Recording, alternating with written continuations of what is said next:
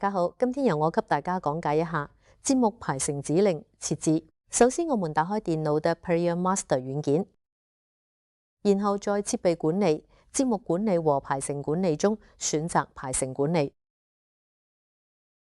然後在這個界面，我們可以查看節目排程的名稱、排程員、最後編輯時間，並可以對節目排程進行編輯、發佈和刪除等操作。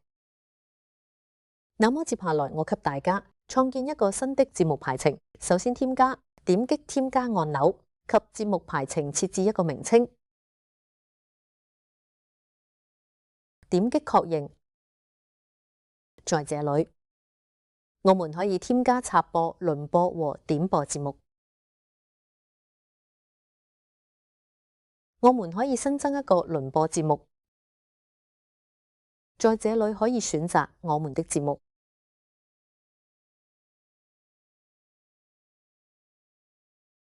接下來我們可以添加節目，並設置節目的播放時間。我們可以叫節目每天播放，也可以指定日期、指定時間播放節目。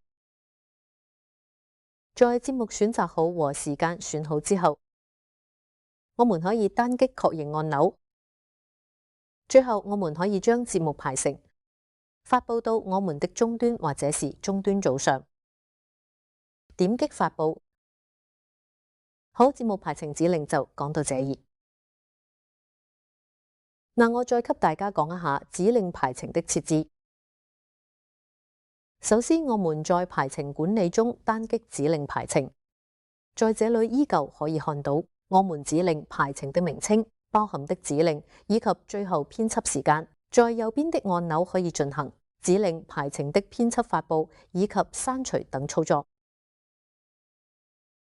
我們在左上角點擊添加按鈕，添加一個新的指令排程，單擊確認。在這裏點擊新增，我們可以添加關機指令、啟動指令、重啟指令、亮度調節指令、媒體音量指令、切換到同步節目、同步信號指令、切換到異步信號指令。這裏可以設置執行的時間。